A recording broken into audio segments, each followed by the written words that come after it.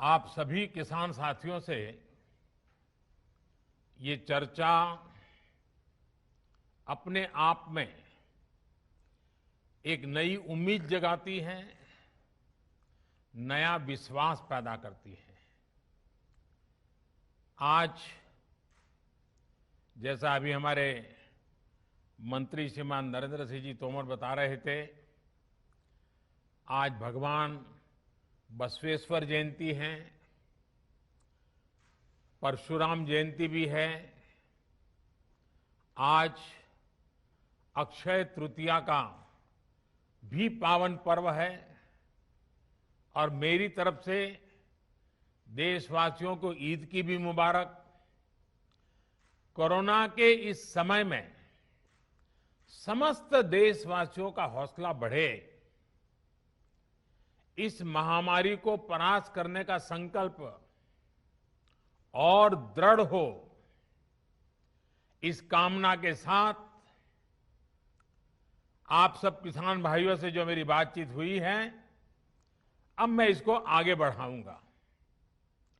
इस कार्यक्रम में उपस्थित कृषि और किसान कल्याण मंत्री श्रीमान नरेंद्र सिंह तोमर जी, केंद्रीय मंत्रिमंडल के मेरे अन्य सहयोगीगण, सभी मुख्यमंत्री, राज्य सरकारों के आदरणीय मंत्रीगण, सांसदगण, विधायकगण और देश भर के मेरे किसान भाई और बहनों, आज बहुत ही चुनौतीपूर्ण समय में हम ये संवाद कर रहे हैं।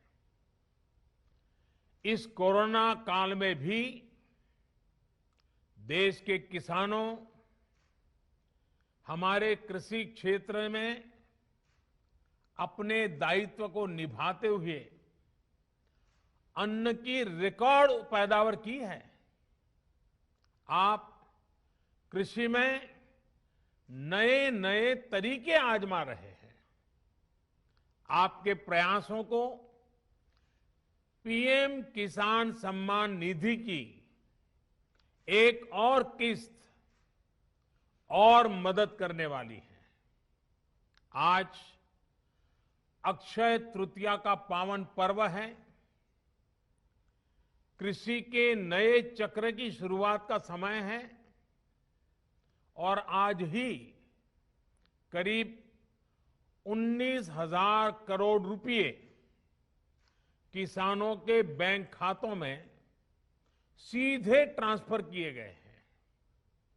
इसका लाभ करीब करीब 10 करोड़ किसानों को होगा। बंगाल के किसानों को पहली बार इस सुविधा का लाभ मिलना शुरू हुआ है। आज बंगाल के लाखों किसानों को पहली किस्त पहुंची है। जैसे जैसे राज्य से किसानों के नाम केंद्र सरकार को मिलेंगे, वैसे वैसे लाभार्थी किसानों की संख्या और बढ़ती जाएगी। साथियों, पीएम किसान सम्मान निधि से विशेष रूप से छोटे और मझोले किसानों को अधिक लाभ हो रहा है। आज के कठिन समय में ये राशि इन किसान परिवारों के बहुत काम आ रही है। अभी तक इस योजना के तहत देश के लगभग 11 करोड़ किसानों के पास लगभग 1,35,000 करोड़ रुपए पहुंच चुके हैं। मतलब कि 1.25 करोड़ से भी ज्यादा सीधे किसानों के खाते में, कोई बिचौलिया नहीं। इनमें से सिर्फ कोरोना काल में ही 60,000 करोड़ रुपए से ज्यादा पहुंचे हैं।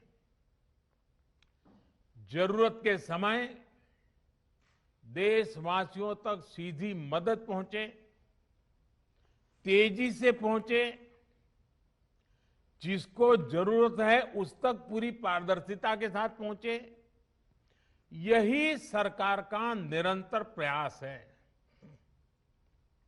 भाइयों और बहनों, तेजी से सीधे किसानों तक लाभ पहुंचाने का यह काम उपज की सरकारी खरीद में भी बहुत व्यापक स्केल पर किया जा रहा है। कोरोना की मुश्किल चुनौतियों के बीच जहां किसानों ने कृषि और बागवानी में रिकॉर्ड उत्पादन किया है, वहीं सरकार भी हर साल एमएसपी पर खरीद के नए नए रिकॉर्ड बना रही है। पहले धान की और अब गेहूं की भी रिकॉर्ड खरीदी हो रही है। इस वर्ष अभी तक बीते वर्ष की तुलना में लगभग 10% अधिक गेहूं एमएसपी पर खरीदा जा चुका है। अभी तक गेहूं की खरीद का लगभग 58,000 करोड़ रुपए 58,000 करोड़ रुपए सीधे किसानों के खाते में पहुंच चुका है। सबसे बड़ी बात ये कि अब किसान जो उपज मंडी में बेच रहा है, उसको अब अपने पैसे के लिए लंबा इंतजार नहीं करना पड़ता, परेशान नहीं होना पड़ता। किसान के हक का पैसा सीधा उसके बैंक खाते में जमा हो रहा है। मुझे संतोष है कि पंजाब और हरियाणा के लाखों किसान पहली बार डायरेक्ट ट्रांसफर की इस सुविधा से जुड़े हैं।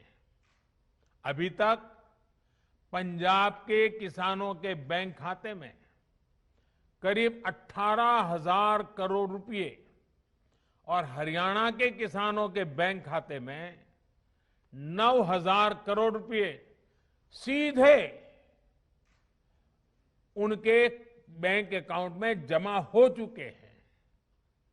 अपना पूरा पैसा अपने बैंक खाते में पाने का संतोष क्या होता है, ये पंजाब और हरियाणा के किसान भी अनुभव भी कर रहे हैं और मुखर होकर बोल भी रहे हैं। मैं सोशल मीडिया में इतने वीडियो देखे हैं किसानों के, खास करके पंजाब के किसानों के, कि इस प्रकार से उनको पैसा पहुंच जाना और वो भी पूरा पूरा पैसा पहुंच जाना, उसका संतोष इतने उमंग के साथ वो बता रहे हैं।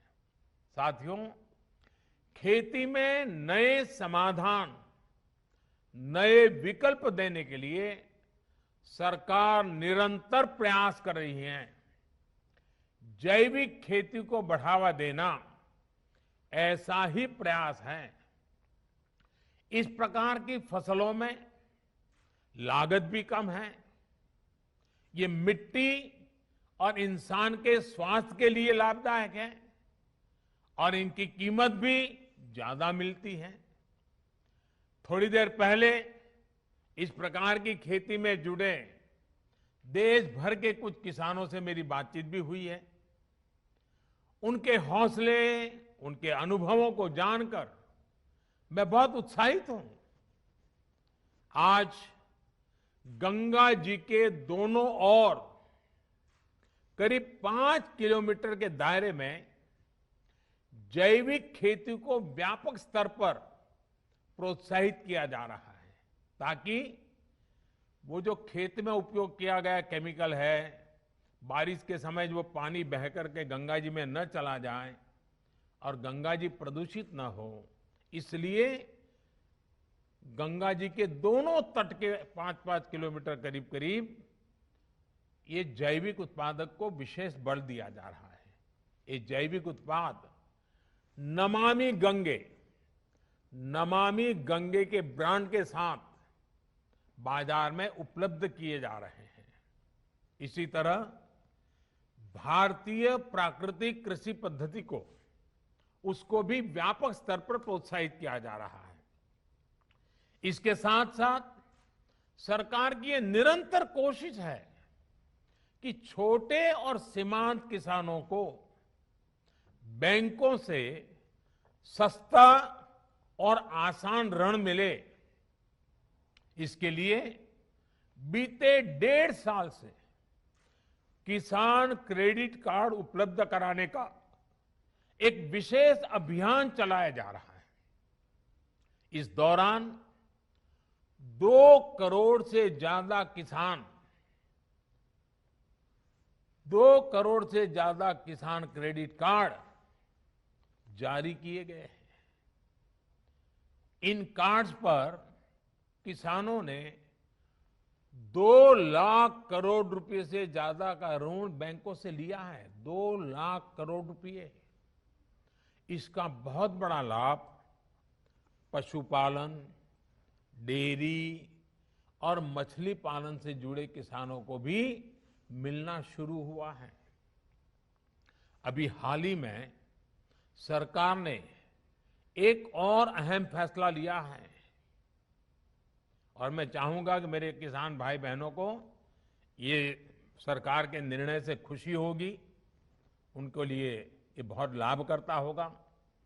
सरकार ने निर्णय किया है कि कोरोना काल को देखते हुए केसीसी ऋण के भुगतान या फिर नवीनीकरण की समय सीमा को बढ़ा दिया गया है।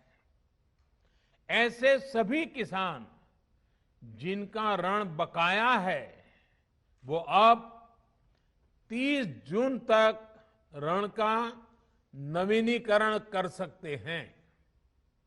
इस बढ़ी हुई अवधि में भी किसानों को 4% ब्याज पर जो ऋण मिलता है, जो लाभ मिलता है, वो लाभ भी चालू रहेगा, मिलता रहेगा।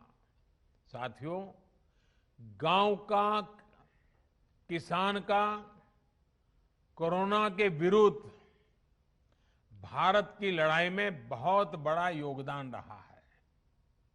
ये आपके ही श्रम का परिणाम है कि आज इस कोरोना काल में भारत दुनिया की सबसे बड़ी मुफ्त राशन की योजना चला रहा है। प्रधानमंत्री गरीब कल्याण योजना के माध्यम से पिछले वर्ष 8 महीने तक गरीबों को मुफ्त राशन दिया गया था। इस बार मई और जून महीने में देश के 80 करोड़ से ज्यादा साथियों को राशन मिले, इसका प्रबंध भी किया गया है। इस पर भी केंद्र सरकार 26,000 करोड़ रुपए हमारे गरीब के घर में चूल्हा जले इसलिए खर्च कर रही है। मैं राज्य सरकारों से आग्रह करूंगा कि गरीबों को इस राशन के वितरण में कोई परेशानी ना आए, ये सुनिश्चित करें। साथियों, 100 साल बाद आई इतनी भीषण महामारी कदम कदम पर दुनिया की परीक्षा ले रही है। हमारे सामने एक अदृश्य दुश्मन है और ये दुश्मन बहुरूपिया भी है। और इस दुश्मन के कारण, इस कोरोना वायरस के कारण हम अपने बहुत से करीबियों को खो चुके हैं।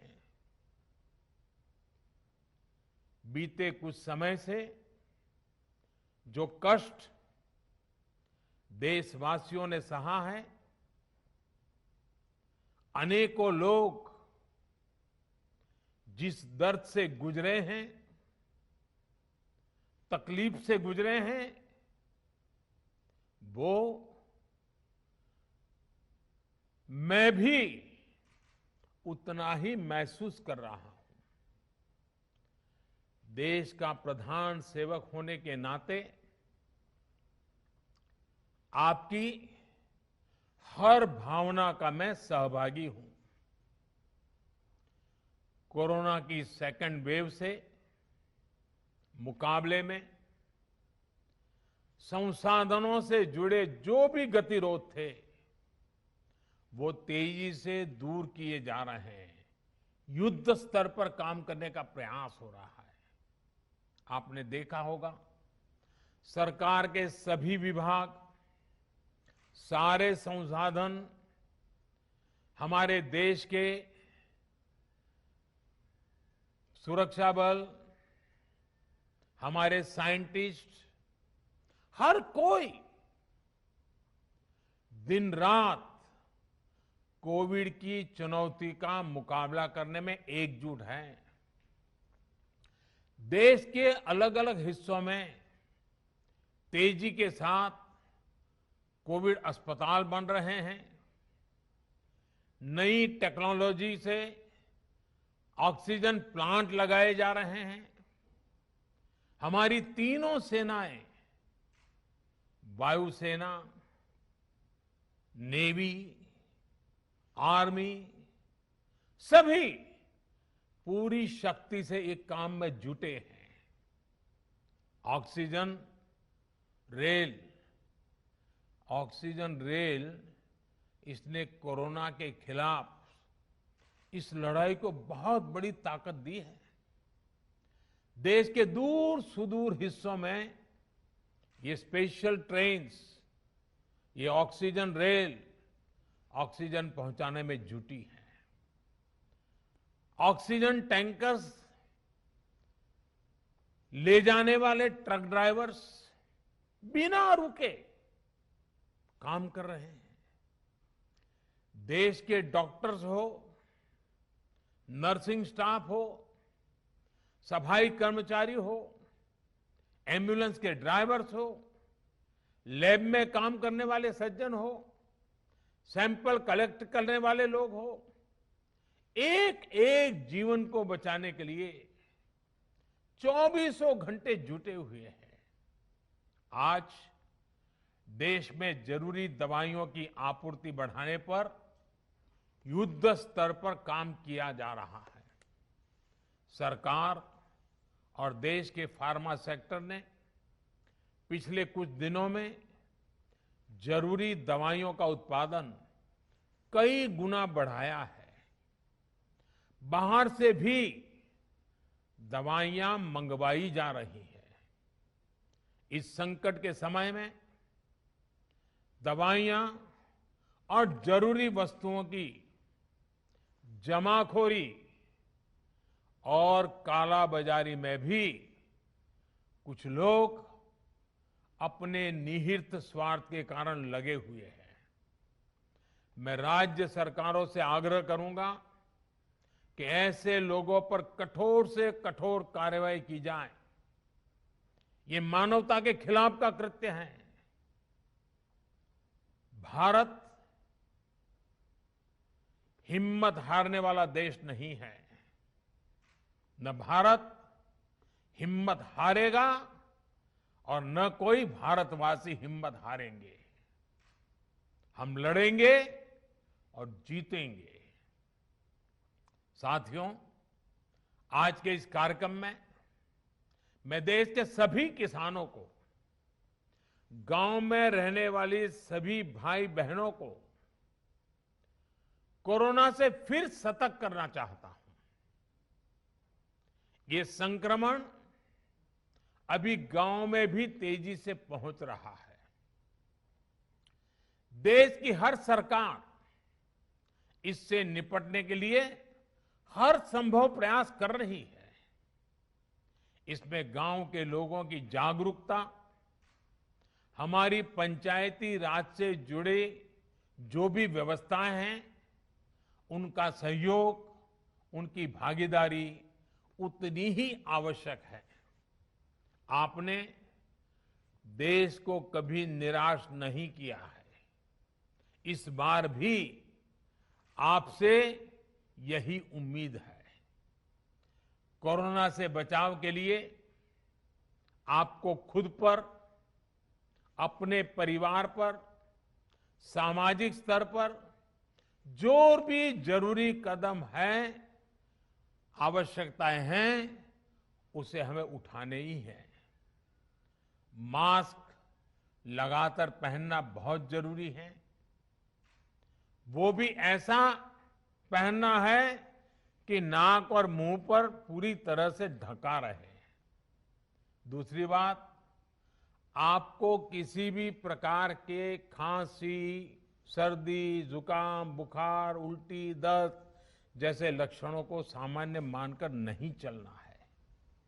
पहले तो खुद को यथासंभव दूसरों से अलग करना है, फिर जल्द से जल्द कोरोना टेस्ट करना है, और जब तक रिपोर्ट ना आए तब तक डॉक्टरों से जो दवाई बताई है वो जरूर लेते रहना है। साथियों, बचाव का एक बहुत बड़ा माध्यम है कोरोना का टीका।